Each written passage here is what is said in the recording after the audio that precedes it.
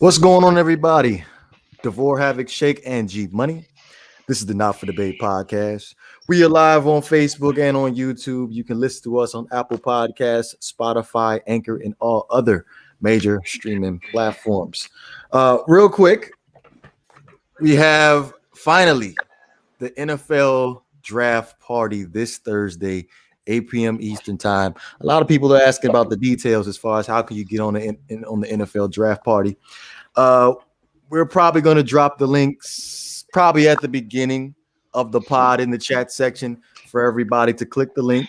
It's pretty self-explanatory. Click the link and set up your settings of however you want to be looked on in the actual screen, and then that's it. That's all you got to do. It's simple. You don't have to sign up for anything. It's quite simple. So hopefully we will see you this Thursday evening, 8:00 Eastern time for the NFL draft party. That's what's up. You know, I love the draft. The draft is probably my favorite part of like the sporting year, just the draft in general, regardless of sport.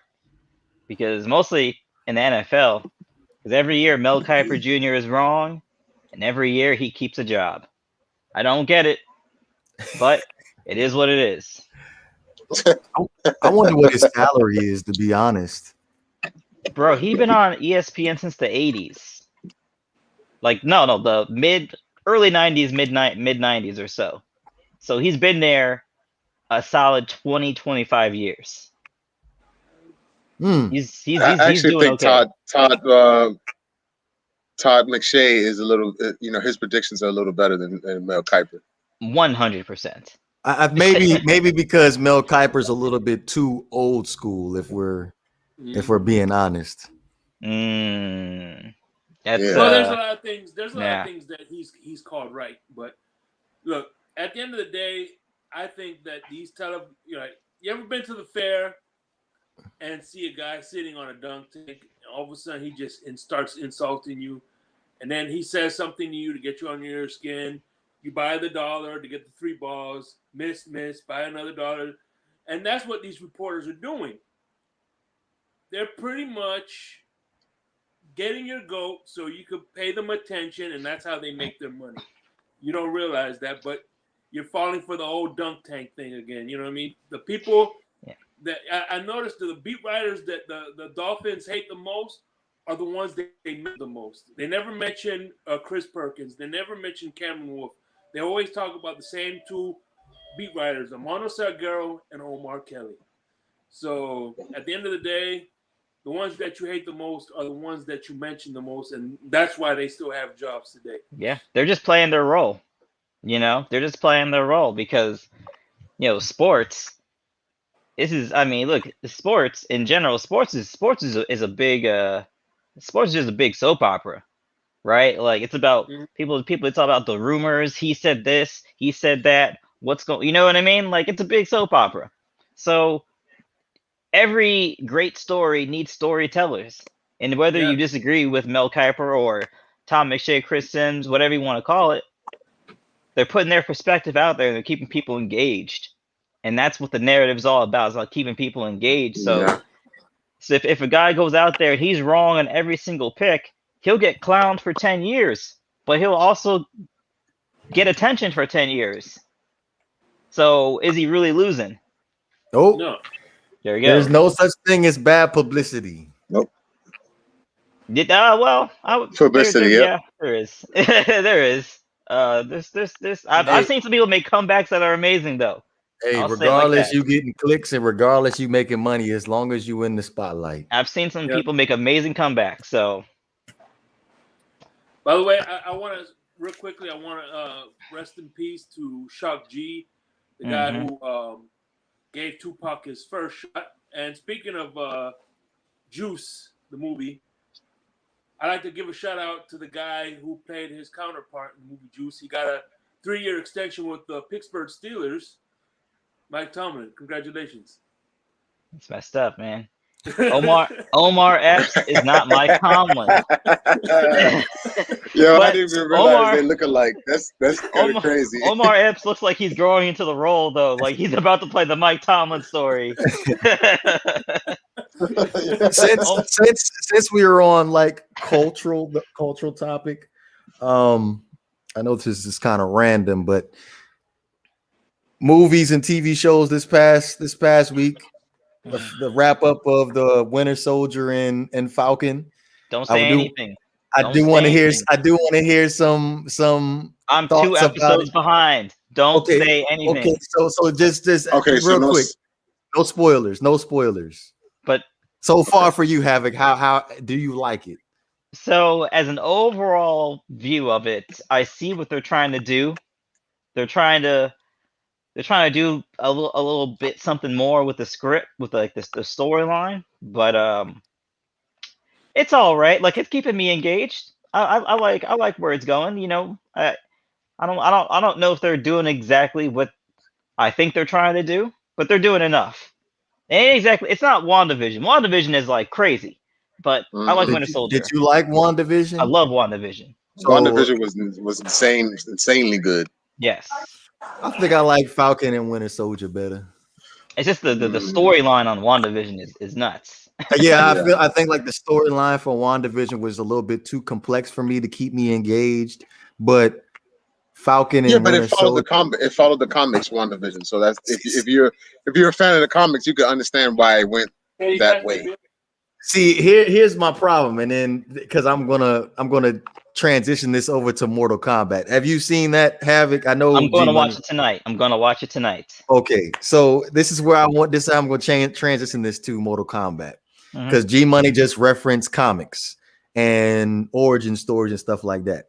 I feel like because the reviews from Mortal Kombat so far have been pretty mixed from where I'm sitting. Me personally, I enjoyed the movie. There were some glaring issues with the movie, in my honest opinion, but I see where they're going with the image of it. They want to test out some things before they actually push out the actual Mortal Kombat. How do I want to put this without making this a spoiler? They're trying to switch it up a little bit from what I understand. It's to be honest with you, it's a prequel before we actually get into Mortal Kombat. Okay. Well, I've always thought Mortal Kombat ain't the type of movie you look at the critics' reviews for. Like, you kind of know what it is when you walk. It's like a Steven Seagal movie almost. Like, you don't look for a critic review before a Seagal movie. You know what you're getting into. The critic reviews weren't great on the first one. Yeah, go ahead. Sorry. What's up? I'm sorry, Havoc. So was it worth watching? Was the storyline good? Was the action good? Like what parts of it was? Just describe it without spoiling it if you can. Well, from the outside looking in, it just appeared to me that they were testing out a whole bunch of different elements into the movie. And then when they decide they want to come out with the sequel, I feel like it's going to be a whole lot better than what it was the first go around. Okay. Because I felt like there was a lot of things in this movie that I felt like was a little bit rushed and unnecessary. Now, the characters are a totally different story. Half of you going to have to go and watch the movie yourself, and then we'll reconvene next Saturday as far as your opinion of the characters, because I had a couple of issues with the characters that they decided to go with. But outside of that, I just feel like it was just they were just experimenting with the prequel, which I honestly think this is a prequel, and then they're going to clean it up. And it's going to be a hell of a movie when they decide to push out the sequel. That's just for next week episode, I'm gonna break down and watch the movie. Where do I watch it on? HBO Max. Yeah. HBO Max. Yeah. Or you could just take you and your girl to the movie, get about a $10 ticket, sit down and watch the movie. Or if you haven't gotten HBO Max before, just get the free trial. But cancel it before the week is up. Yeah, yeah. I thought that part goes unsaid.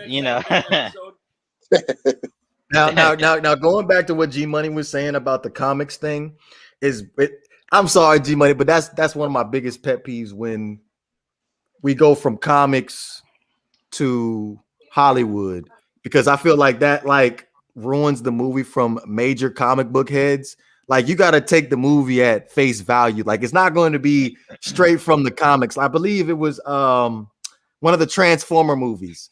I sat down in the movie theater and I was sitting next to some Transformer geek that he said the movie was terrible because at the end of the movie, Optimus Prime took off with the jetpack. Okay. I mean, here's what you gotta understand though. The movie, so think of it like this: the Avengers comic was pretty popular, but it was nowhere near as popular as the movie. Absolutely not. The comic book audience is not the audience they're trying to acquire. Mm-hmm. Well, like Blade, the movie was more popular than the comic book, obviously. Yeah, I would say so. That's understandable. Like I think to some characters, I think a good example of the comic book movies and the comics matching. What were you saying, G? X-Men. I think X-Men comics and the movies, I think they match as far as the popularity and people. Some people like the X-Men movies and also like the comics. Like it matched up for the most part. Yeah, I mean, I think even you're talking about like early 2000s, like they had to, they weren't branching out like they are now, but like one movie is like the beginning of a universe. Like I remember that was the same summer the Spider-Man movie came out and the X-Men movie came out, and that's when like the real superhero movie train started rolling because both those movies were crazy hits. You're talking about Spider-Man 2 and X-Men United. I'm talking about original Spider-Man, and original X-Men. That summer, that was a crazy summer. With Tobey Maguire, right? Tobey Maguire, right? Yeah, that was X-Men United and Spider-Man 2. Okay. Right, the original X-Men came out in 2000. Yeah. Okay. Yeah, it was, but that I guess that's what I'm saying. They're trying to like, the actual comic book reading audience. That's like a small fraction of who they're actually trying to get. They're trying to get casuals. That's understandable, but I feel like the comic book fan, they don't like the movies just because it's not like the comic, which I feel like you're not looking at the movie from face value. Yeah, exactly. I mean, it can't be exactly like the comic. Like we're getting mad at Spider-Man, the Tobey Maguire version, because he was shooting webs out of his palm. No. Like, come on, bro. I am not angry at the Tobey Maguire Spider-Man movies at all. Yeah, that was very creative. Like, we have fans out here, they're upset about that. I'm like, really? Like, are you serious? That little minor detail? I think it's better. I think it's better he had organic webs anyway. Like, I think that's better. Yeah. Anyway, like for me. I agree too. But let me tell you real quick how I feel. The thing about it is, the reason I didn't like the Tobey Maguire Spider-Man is because they try to make it more about Peter Parker and Mary Jane than they did about Spider-Man. Now, if that movie was a series, like a series, then it would have made sense. The reason I like Far, Far Away is they took everything that you like about Spider-Man and condensed it. So, I think Tobey Maguire was more for a bigger sample size than three 3-hour movies. You know what I mean? I think they should have put that into like a series or something like that instead of a movie. If that makes any sense. Yeah, I mean, I think it's essentially, the Spider-Man, the Tobey Maguire Spider-Man movies. It's basically like a has a romance storyline to it with some action. Mm-hmm. Like that was the whole that's the whole appeal of it. So I understood why you go with that. Why you go with that particular line, but also you understand that was like early 2000s. Like superhero movies were not like wasn't a thing like that. Yeah, like you just got the Superman movies back in the day and the Batman movies with the rubber nipples. Yeah. We don't talk about George Clooney Batman. That doesn't Oh no, that was terrible, Batman. That was a terrible.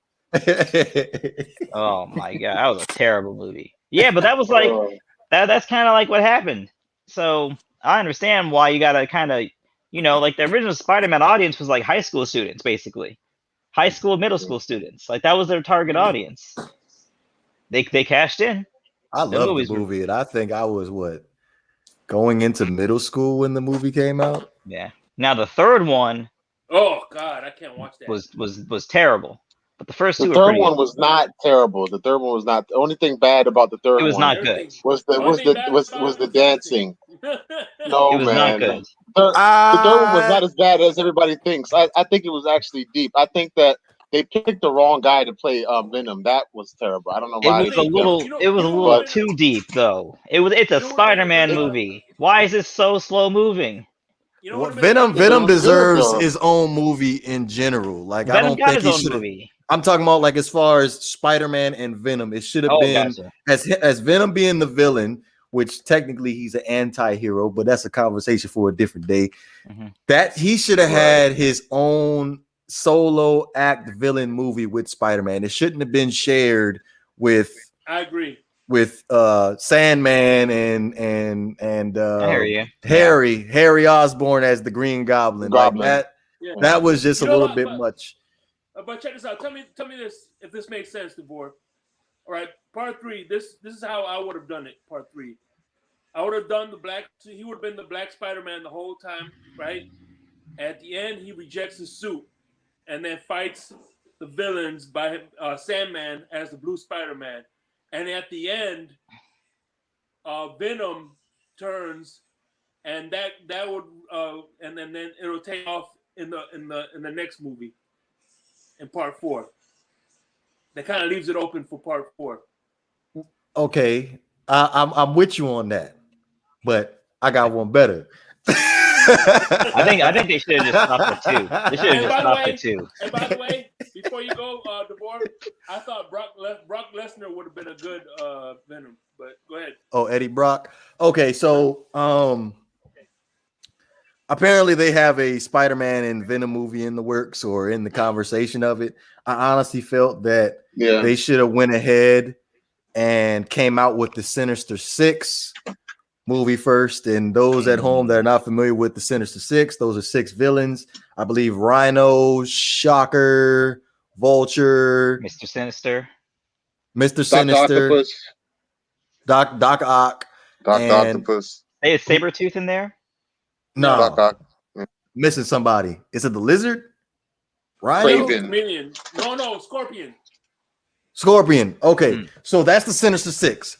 So I felt the direction they should have went with the new Spider-Man was they should have gave him the Venom suit in the Sinister Six movie, have him take care of the Sinister Six as the villain for the movie, and then have him rip the suit off at the end of the movie, and then you go Venom is born with Eddie Brock. Yeah. Okay. I see where you're coming from. Bro, I need to be in Hollywood directing this freaking movie, yo. The real movie for me is a Gambit movie where you have Rogue as the kind of the contrasting romantic interest. A Gambit movie would take off, especially if you just got to get the right person to be Gambit. That's it.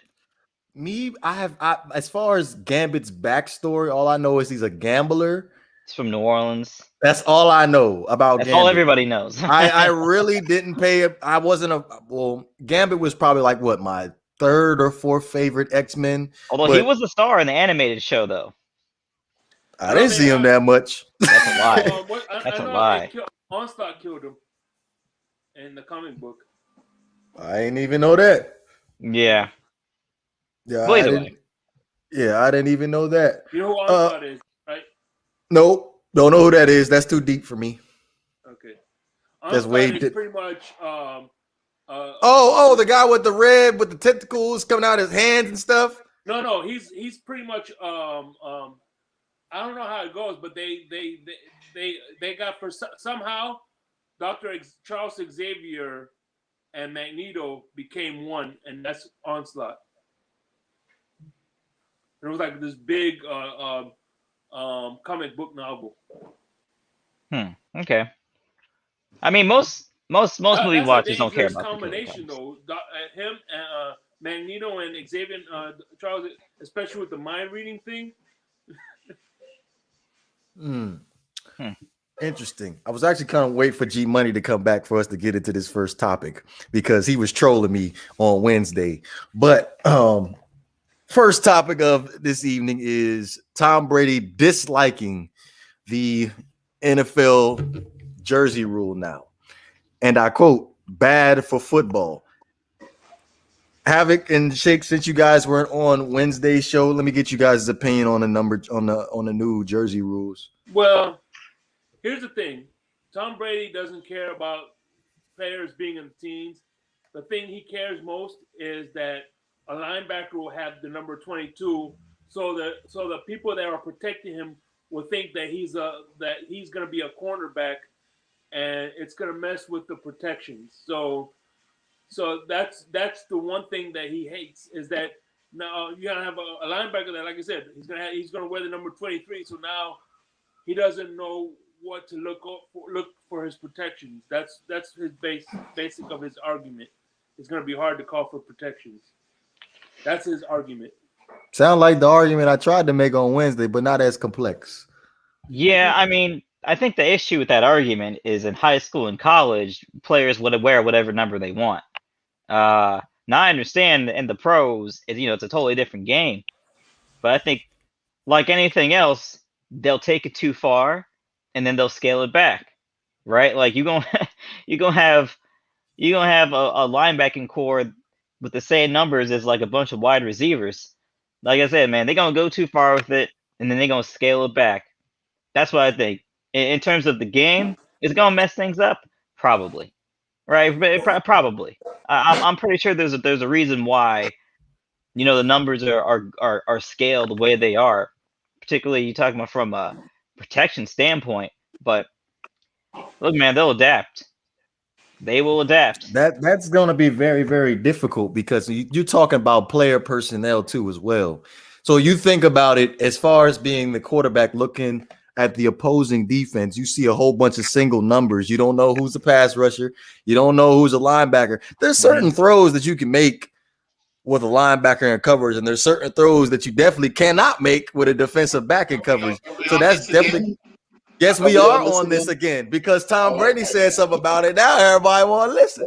Now when I was saying it, I'm just old school. I don't want change. I Bill Parcells Jr. Yes, Banks, I can see you in the chat, but yeah, like it's a problem. It's a big, huge problem. The NFL needs organization.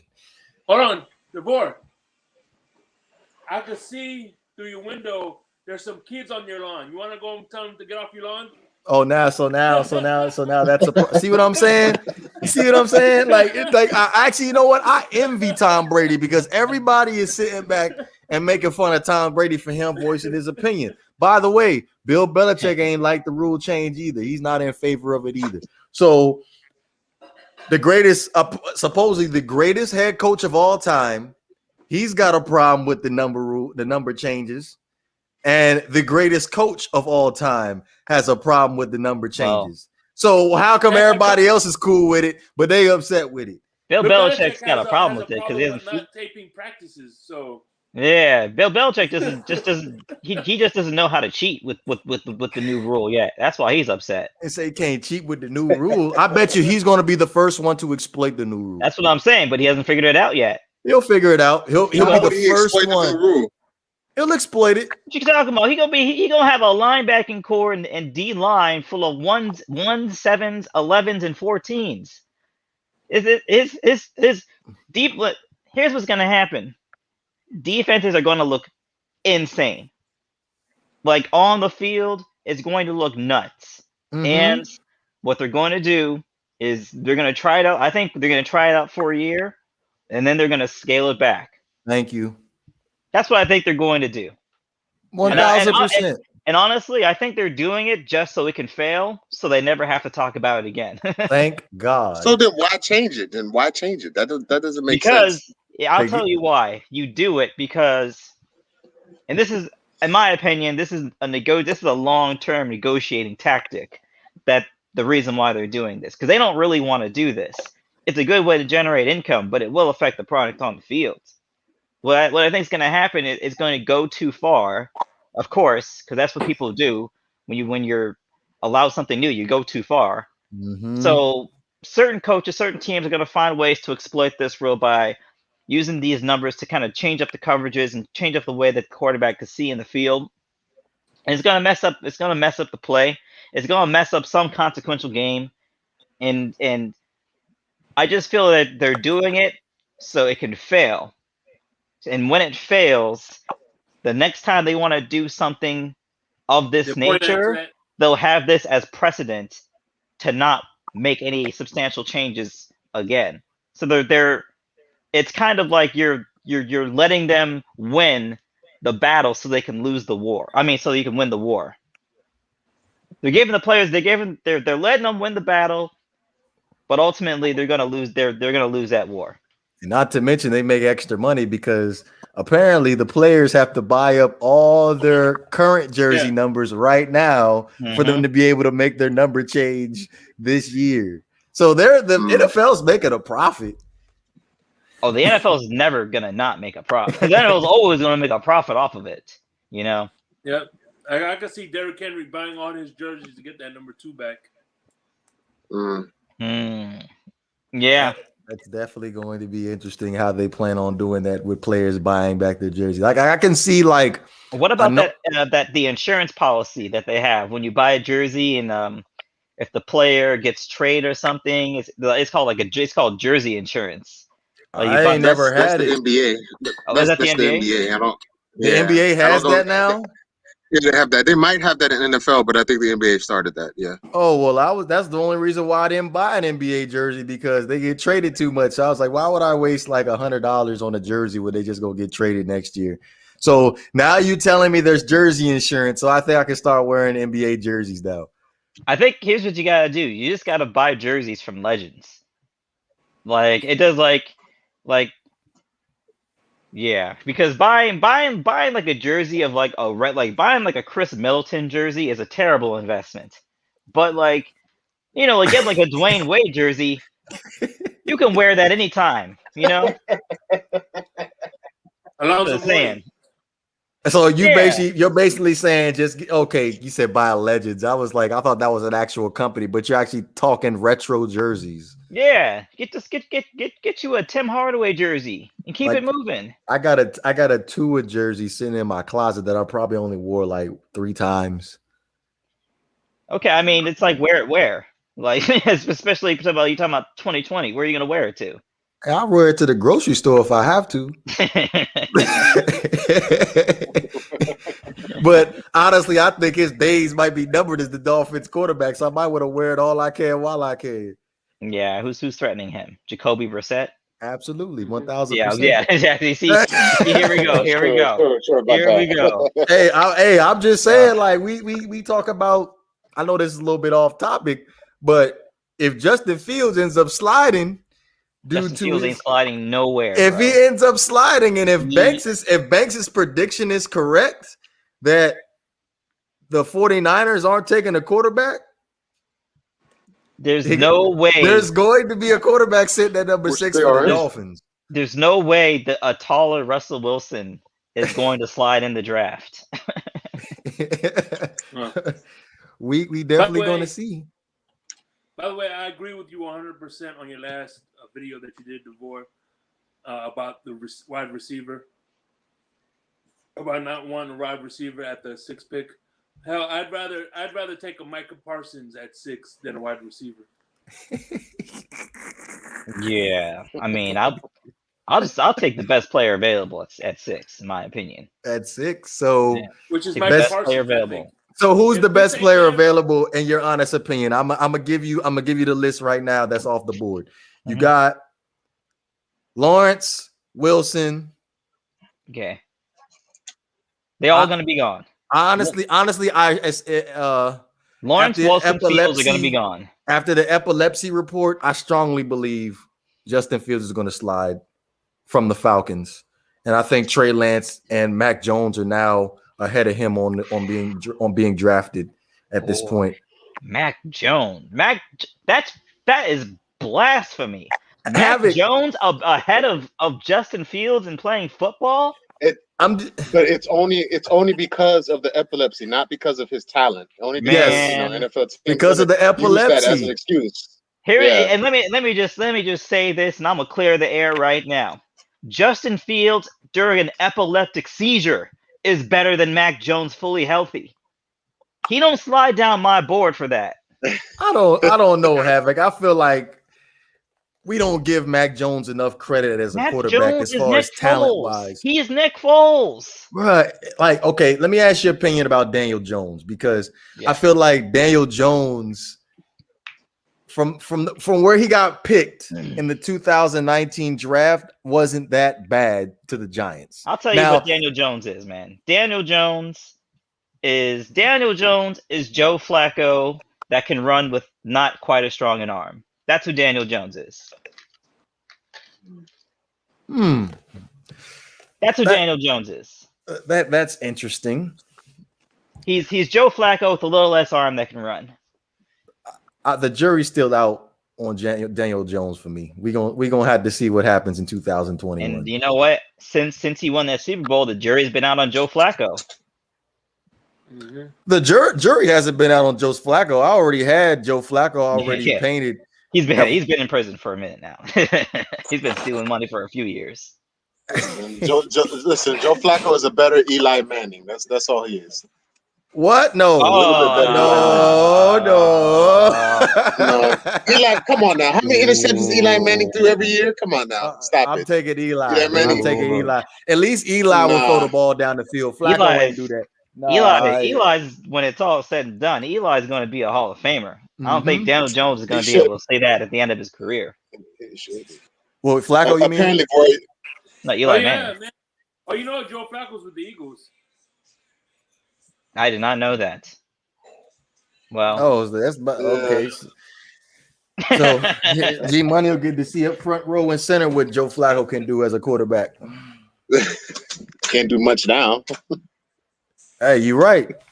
he'll be a straight up statue back there with that terrible offensive line. You're right. You ain't gonna see much. You'll be seeing him hit the dirt quite a few times. You know what they're gonna see? Anytime Joe Flacco plays, it's gonna show his career numbers and try and get the Eagles fans hyped up.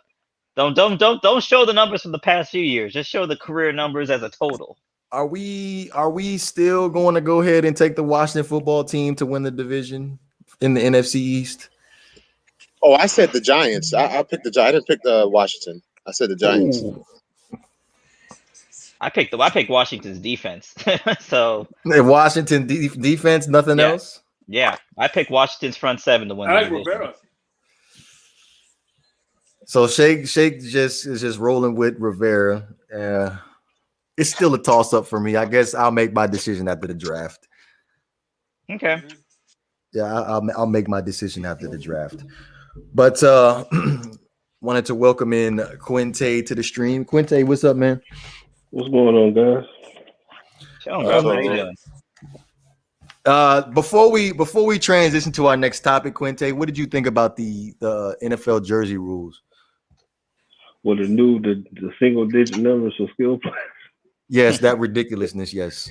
Now it looks like we're gonna be playing in the what's the WWE, the XFL.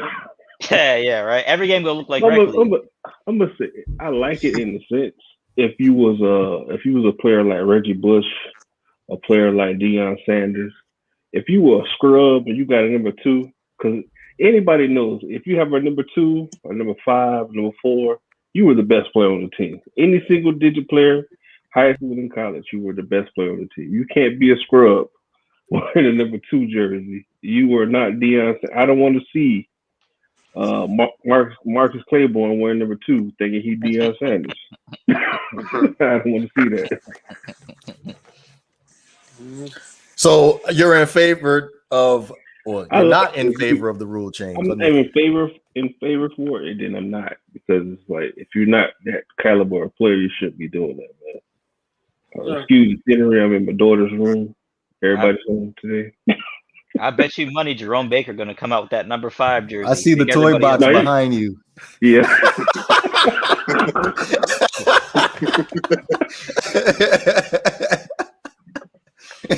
Sit on the floor in front of the bed.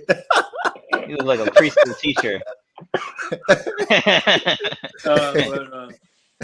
Well, I agree with you. There's been times where I'll see a cornerback with the number 21 and play like garbage. I'm like, damn, how the hell can you win? Yeah, man. Come on, man. There's nothing wrong with that. There's nothing wrong with you want to idolize.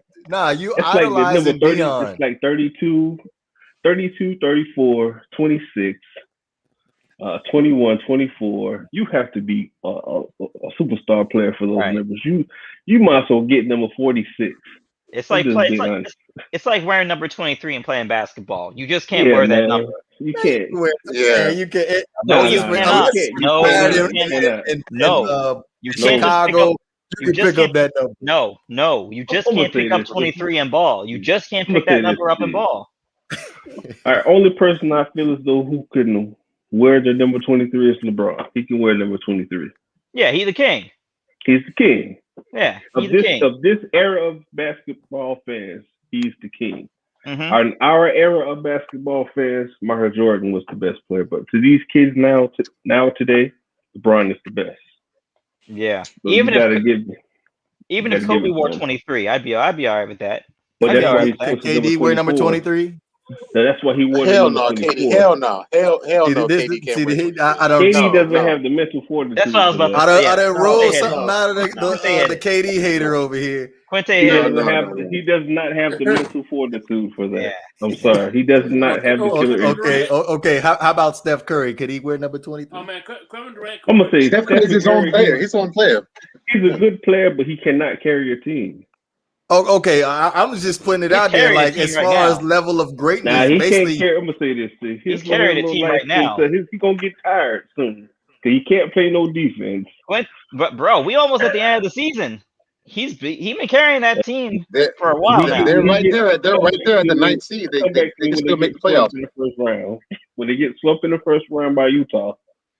Oh, bro! I'm not saying they fit to make a deep run. I just need him to win MVP. Not sweeping the Warriors. It's not going to happen. I just want him to win the MVP award. That's all I need him to do. Nah, he got to make the playoffs. He shouldn't get the MVP. Why? I think it should be Dame. Dame. I think it should be Giannis right now. Giannis is quiet. No, for Giannis. Yeah, for Giannis to win MVP. They're going to have to push back the MVP ceremony till after the finals. If we're going to do that for Giannis. If we're going to do that for Giannis, that's what you got to do. I'm going to say this. Giannis, they're going to play the Heat the first round, and they're going to lose. And they're going to make Giannis have to they're going to make Giannis be a jump shooter, and he don't know how to do that. I'm telling you, it's different. It's different this year. I'm going to say this. He made a mistake. The addition of Tucker and Drew Holiday. Okay, I'm telling you, the Bucks are different this year. Don't be surprised if they don't make it to the finals. I'm gonna say this: he made a mistake when he signed that contract. To me, that was a foolish choice. He should have went to the Heat or somewhere else, bro. He's not gonna win no championship there. He doesn't have the right coach, the right players. Because what's his name? What's his name with the dude with receding hairline? What's his name? Oh, Middleton. He's the greatest regular season player in the world. When soon that playoff comes, he's gonna get 8 points. Chris Middleton. He's not gonna play no defense. When we talk about jerseys to not buy, Chris Middleton is far up my list. He is the king of the very good, but not good enough to buy his jersey team. Yeah. I felt like the whole supporting cast don't show up in the playoffs because Eric Bledsoe was a problem. I'm expecting big things from Drew Holiday. That's the only reason why I'm taking the Bucks to come out the first round. Holiday. He's gonna run around. He's just like Schroeder. Schroeder is a great defender in the regular season. All that physical shit is not gonna work in the playoffs. No why? Because they're gonna call fouls. All him running and flopping in the air. And Hey, stuff like as long as he gets the Bucks at least 15 points a game, we're good.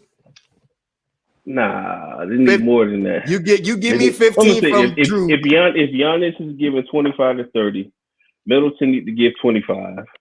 24 to 25. You give me 20. He's not going to do that. Give me 20 from Middleton. Those two players alone got to average 70 points by themselves. No, the thing is, your second fiddle got to be a 25. You know what I mean? Like the way Boston got it. And they don't play team basketball like the Heat. That's the difference. That's true. Well, I mean, ISO players.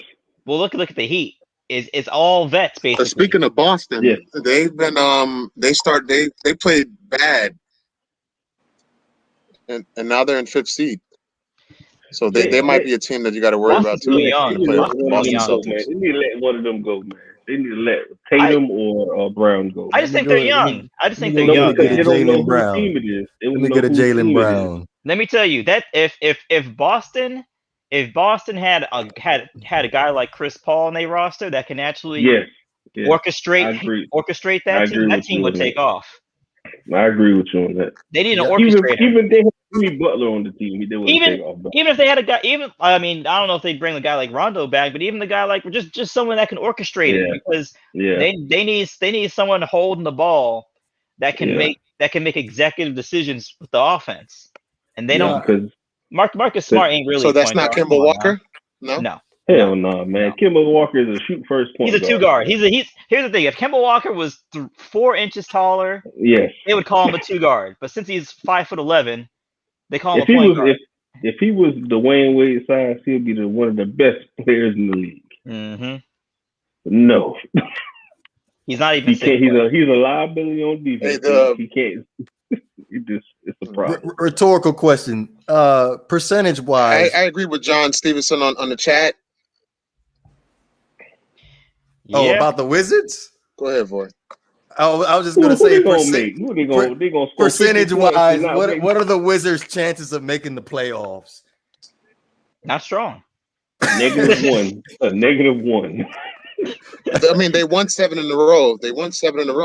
Man, that's low hanging fruit, bro. They have a chance to get in. They have the chance to get into that play-in game, which is crazy. Who did the last like 12 games they got to play? Because I think they got to play the Heat about 3 times before the season's over. Here's the thing with the Wizards. Anytime they play teams with structure, they fall apart. Yes. Well, they did beat the Nets 3 out of 4 times. Bro. Huh?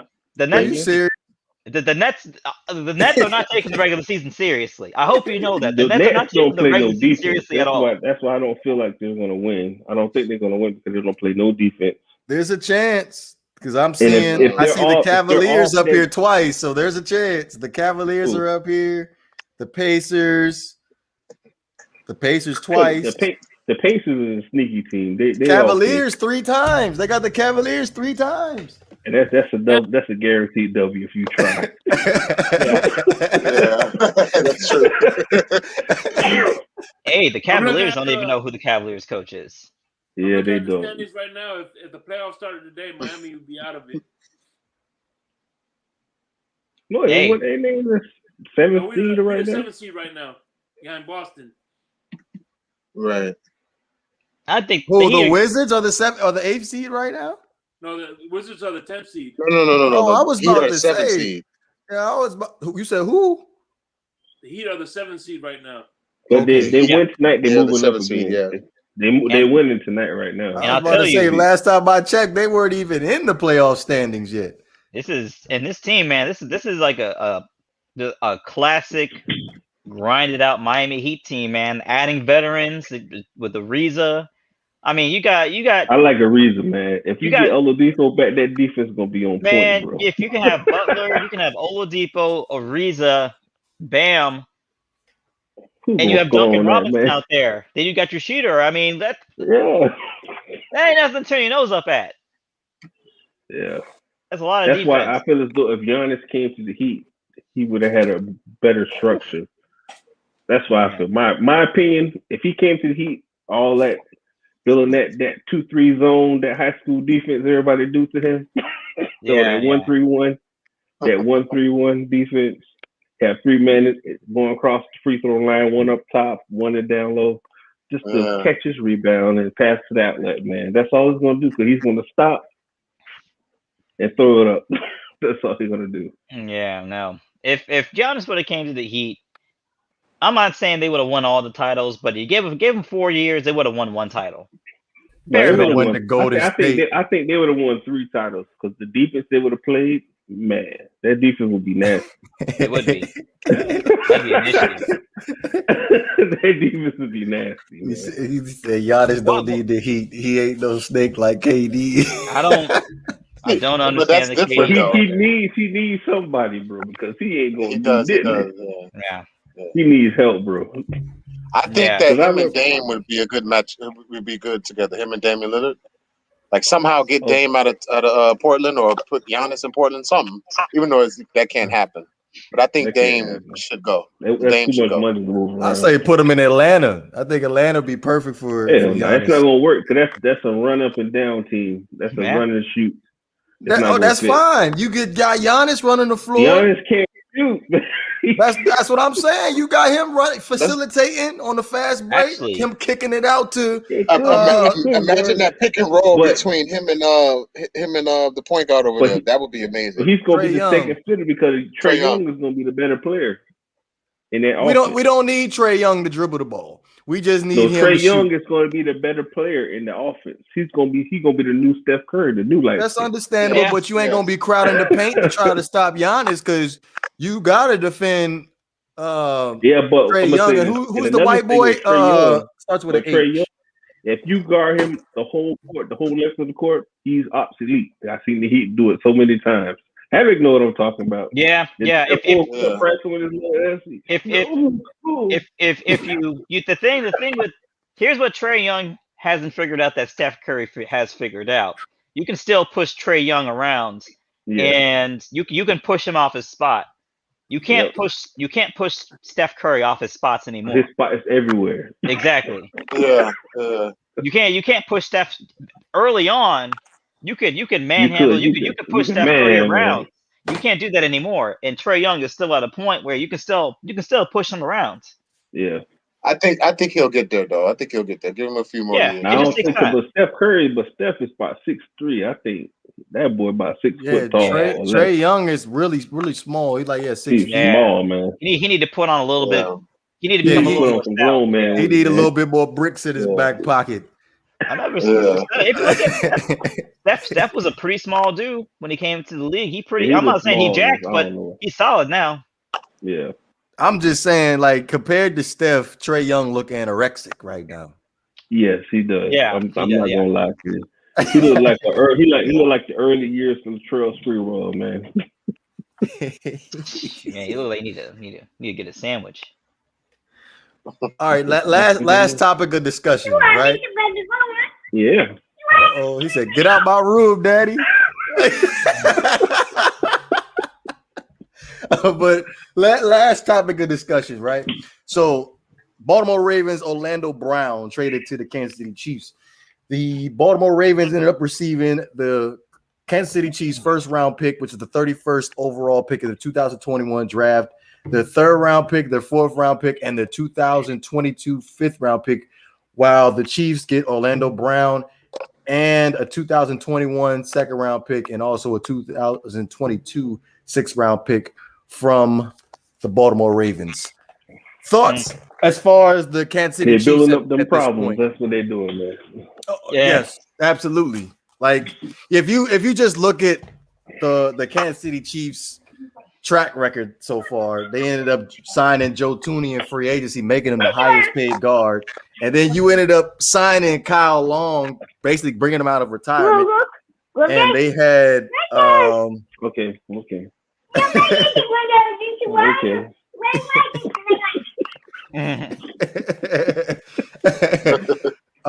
They had Laurent Duvernay-Tardif opt out of the 2020 season. I really wish Banks was here because he could voice his opinion on Austin Blythe that they got from the Los Angeles Rams. So They went from possibly one of the worst offensive lines to one of the best offensive lines for 2021. Yeah, I mean, if We you look don't at know it, yet. We don't know yet. I think if you look at it, this is one of the first times in the past few years the Chiefs have looked desperate. I think after that Super Bowl, they were. I mean, look, their hand was all over the table. They went into a Super Bowl with no tackles. Basically, they went to a Super Bowl with no tackles, and I think they understand. Even though Patrick Mahomes is going to be there for the long term, having the skill position guys, they can't afford to keep all those guys around forever. So for the Chiefs, prioritizing the O-line is number one. And unfortunately, the defense is going to suffer. But you gotta do what you gotta do to keep Patrick Mahomes upright because he's the spoon that stirs the drink, And it just goes to show you go into the Super Bowl with no offensive tackles. It don't matter how good you are. Right? It don't matter how good your quarterback is. If it's basically 3-on-3, 3-on-4, 3-on-5. So, hey man, they're doing what they have to do. They're doing what they have to do. You can't run around with a scrub out. You can't run around with Patrick Mahomes and a scrub O line. He may get hurt eventually. He might get hurt eventually if he keeps doing that. Yeah, it's a waste of everybody's time. Like everybody knows he's the show. So if he's the show, the O line got to be there too. Even if the team ain't in Super Bowl contention any longer, the O line and him, he's got to be upright, and the O line got to be stout. Those are two things that have to stay consistent. Yeah. But yes, they look very desperate because they signed in every offensive lineman with a name. They were actually in the running of trying to get Trent Williams too before the 49ers signed him back, which I find it mind-boggling how much the 49ers offered Trent Williams. I think it was like 4 years, over $80 million. He's very good, man. I agree with you 1,000%, but he up there in age. What is he, like 32, 33? I'm gonna say the offensive linemen can play it till they're like 36. If they play interior, as long as they're healthy, they can play a long time. Look at Richie Incognito. Me and Richie Incognito, whatever his damn name is, about the same age, and he's still playing. I'm inclined to agree. G Money, what you think? I think after that Super Bowl, they have to find a way to protect him. Like, because when I said he had no chance, like every time he snapped the ball, they were right there. So they had to do something. I mean, that was kind of embarrassing. Like for him to be rushed that much. Like if they don't do something, just like Q said, if they don't do something, he's going to get hurt, and that'll be a shame because he is the future of the league. I was going to say. I think the Chiefs ended up losing the Super Bowl the way that they lost it was a great eye-opener for America because they like to discredit offensive line play a lot. And it's just good. It's unfortunate for Patrick Mahomes, but at the same time, everybody learns a valuable lesson. As Havoc says, you need a whole ass team. I keep saying it. Especially Dolphin fans that get on my freaking nerves. I agree with you wholehearted, 100% with that. And let me tell you something, because it kind of goes back to when the Deshaun Watson talk was going on, and people saying, "Man, if we get Deshaun Watson, we done." Houston just had Deshaun Watson, and they still rebuilding. You still need. You still need players we ain't done with nothing. No, we're not done, man. We ain't even started nothing yet. What you talking about? We done. Hey, we just gotta touch up. That's all we gotta do. When you go, when you go shopping, where you do a full shop once a month, and then you go every pay period. You just touch up. When you go bars, you go ahead and get the nutter butter bars. When you go to the AFC Championship game and you lose, and then you go into the offseason saying we just need a touch up. When you don't even make the playoffs, you need a little bit more than a touch up. You touch up. No, I'm gonna say this to you. If we got Deshaun Watson on our team, if we had to say we had Deshaun Watson last year with the team we had last year, we could have made it to the playoffs. We going to the Super Bowl. And with our defense, no, I'm gonna say this to you, Have it. With our defense, we probably would have made it to the Super Bowl. How well they were playing. We would have had the sixth ranked defense. If you watch the playoffs, they'll let the corners touch up the receivers. They were touching them up. You can't tell me. You couldn't tell me we couldn't touch up them boys. Here's what I can tell you though. As in my opinion, as long as you have Allen and Roberts and Jerome Baker out there patrolling the middle, we shouldn't be talking about Super Bowl. Havoc, the sixth ranked defense. Yeah. Led the league in takeaways. Here's what I know. 18 takeaways. When the playoffs come, your strengths are magnified and your weaknesses are highlighted. But I'm gonna say this to you too, Have it. Yeah. All right. We made it to the playoffs. We're playing the Baltimore Ravens. Mm-hmm. We know they're gonna run the ball. You know he can't pass the ball. So you cower in the box, stop and run, make him pass. Look, so with our corners, their lack of wide receivers, you don't think Xavier Howard would have had at least two or here's what I know in that game, and that'd be a two touchdown lead. Would have had extra possessions. Here's what I know. If the Dolphins were to go in the playoffs and make a run, they would have had to play a perfect playoffs. They with no margin for error. Not like when Kansas City was out here losing every game at halftime and making extraordinary comebacks for 2 straight years. Havoc. Dolphins have to play as perfect football as possible. The Dolphins defense alone kept us in games all year round. 100%. So the offense didn't need to be playing flawless, but take advantage of the turnover opportunity. Yes, that's all you can ask for, and I guarantee you, he would have went to the Super Bowl. I don't know what Super Bowl made a deep run in the playoffs. I mean, okay, our record would have been a whole lot better than what it was with the other guy. That is 11-5 instead of 10-6. Oh no, we beat Denver. We beaten Denver and we beaten the Chiefs. Yeah. Actually, you know what? We probably beat the Patriots twice. If we speak in hypotheticals, if Deshaun Watson is in the lineup for the Dolphins for the whole 2020 season, we probably beat the Patriots. And to be completely honest with you, I think we beat the Buffalo Bills in week 1 or week 2. We were supposed to win that game. Yeah, so just saying, like, come on now. Got to be a little bit optimistic, man. Like your boy Tua dropped the ball, dog. He dropped the ball. Well, I'm gonna say this to you. First of all, I want to see how it's gonna work, man. I just want to see how it's gonna work. First of all, if you're putting it on the shoulders of a rookie that didn't have offseason, I mean, the ball's been dropped before the season even starts. You're playing in the National Football League. There is no room for excuses, no room for injuries. Everybody gets hurt. Okay. Tell him, Quinte. Everybody gets hurt. It's not always reported that a player gets hurt, but there are always players that end up getting hurt and playing through the injury, and then you sit back and think to yourself, man, this dude is playing like trash. Don't even know why he's playing like trash, but he's playing through an injury.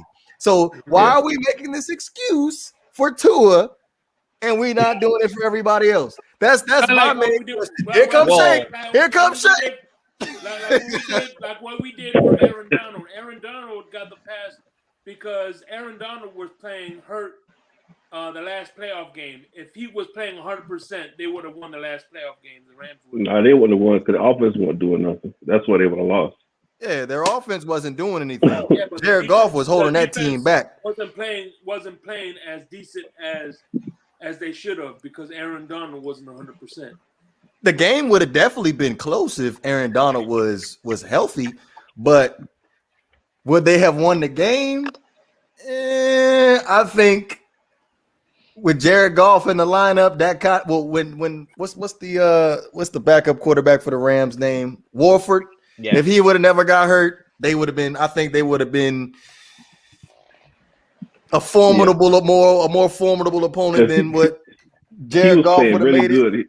He was playing good before he got hurt. Yes. He provided some mobility in the pocket. Yeah. That's one thing that he has over Jared Goff is mobility in the pocket. So, yeah, I mean, look, would we have, especially when I look at the Tampa Bay Buccaneers, when I look at particularly last year, the Super Bowl, the healthiest teams seem to always make noise when it comes to making these long runs. And the Buccaneers had something that I don't think any other team had to that extent. That was probably their greatest strength was their depth. I was gonna say a 4-leaf clover in their pocket. That's what I was gonna say. They had legitimate star players as role players, and when you have that level of depth of talent on your roster, you're gonna win because you're gonna find a team that has a glaring weakness, and you're gonna be solid all around. And that's how Tampa Bay won the Super Bowl. They weren't. I mean, they were very good in some areas, but they were just solid all around. They didn't have any weaknesses you could really exploit. Tom Brady was the weakness. He was the weak link on that team. I'm disappointed in the Saints and in the Packers. And then Gronk came out doing Gronk things in the end zone. Tom Brady knew exactly who to throw the ball to when the time came, and the defense held up. So, hey man, Tampa Bay did what they supposed to do, and they had depth all over the place. The Tampa Bay Buccaneers, their team looked like a Pro Bowl team from 4 years ago. You know what I mean? Like Antonio Brown got a touchdown. They team looked like a Pro Bowl team from 4 years ago. Leonard Fournette, I mean, all of them, man. Oh. The depth. That's what you get when you build over time. You gain depth when you build over time. That's why I'm saying the Dolphins don't shortchange the process. The process is working. Why shortchange it now? Mm-hmm. If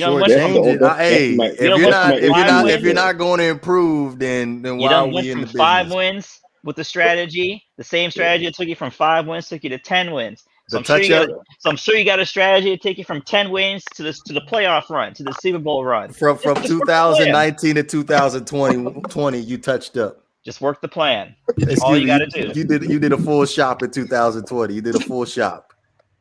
Well, I mean, Dolphins. 2020 was a test of the long-term strategy, right? They won 5 games the year before. We were going to see what the team looked like in 2020. They doubled the win total. So obviously they ain't out here fumbling the bag. They making moves.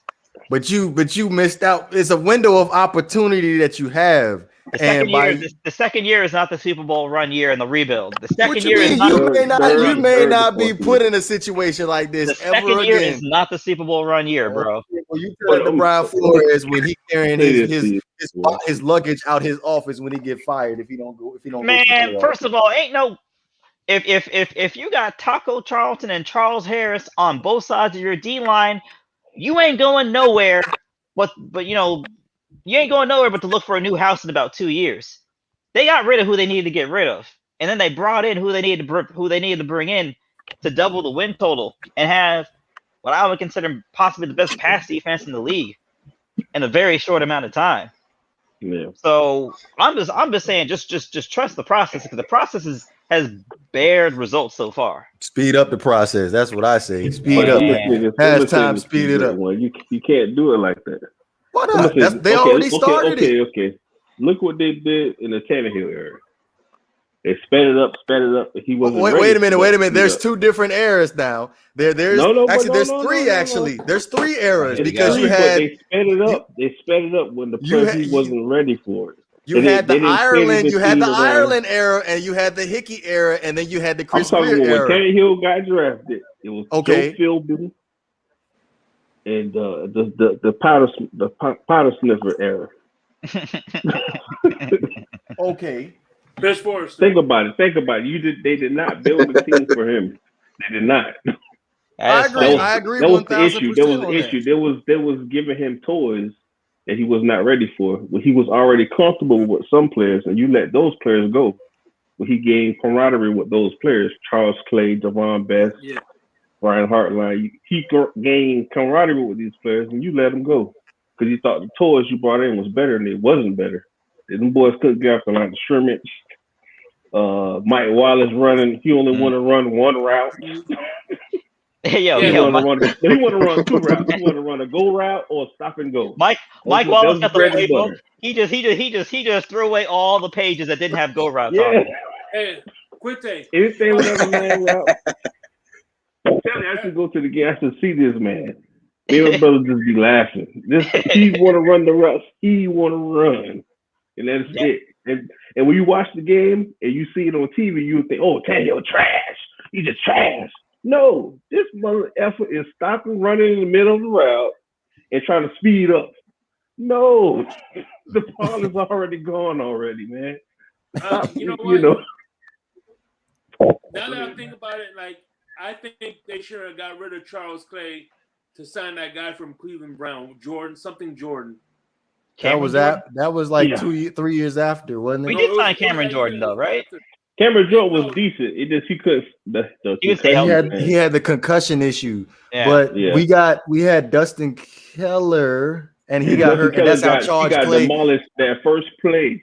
Yeah, that's how Charles Clay ended up playing because of Dustin Keller. Dustin Keller came to the training camp looking like a wide receiver. He got dusted. That boy was gangster. He got dusted the first play of the season. The first play. He got that leg dusted, was good. That leg was just.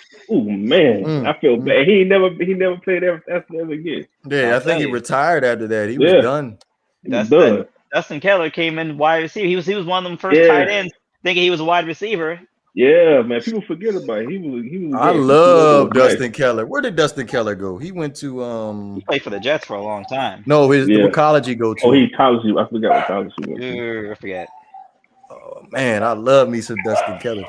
But final thoughts before we end up closing this thing out, fellas. I mean, as always, it's a pleasure to come on here. It seems like we're losing legends every single week. I mean, you had DMX, Black Rob, you had Shock G in 1 week basically. I guess this is what like aging is like when you just look around. It's just like damn, all them people I was listening to back in middle school, high school, man, they all gone now. So man, rest in peace to all that, man. Thank you for the memories. And what trips me out is Matt Jagger is still living. Yeah. And he does the most hardest drugs in the world. Him and Ozzy Osbourne. Yeah, Rolling Stone's still going. That's what I understand, man. All right, G Money, what you got, man? I hope to see you guys here at hope to see you at the draft party next this Thursday. I'm trying to make my way down to the stadium so I can get me some good stuff to wear to work. Some hats. Yeah, that's what I use it for. I don't use it to go actually look at the draft. I go down there to get me some cheap stuff. I go there to get the flag, and then I'll watch the draft at my house. Get me some of this cheap stuff, and then I go back. I never heard that before. So you go to the stadium and you just get cheap. All the stuff they wore or they didn't wear is some of that crap. I got full sweatsuits, jackets, sweatshirts, hats, socks, everything. They got game worn jerseys for players who probably played 2 seconds in the game. Yeah, man. Seriously? Yeah. Get you a Clayton. It's all for the low. It's all for the low, but you gotta pay cash though. All for the low. All sales are finals. You should have. Hey, I wish you would have had this conversation earlier. I would have got me a Josh Rosen jersey. If I see one, I get you one. My man. G Money, what you got for me, man? I don't even think they printed those out anymore. Just want to say, just want to say I can't wait for the playoffs to start. I want to see what Utah is made of, see if they have a chance to win. I just want to see the playoffs in general. I think every first round could go 7 games. And also on a serious note, I just wish us black people would just continue to be careful. It seems like they're targeting us, so just be careful. And thanks for being on the show, Q. You always bring great energy, and that's it. Pretty much good. Oh yes, excuse me. The NFL draft party.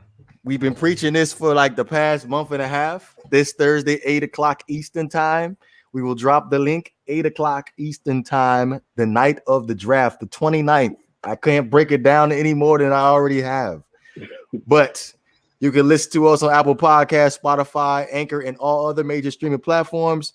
Rewatch us on Facebook and on YouTube. This is the Not for Debate podcast. We up out of here, man.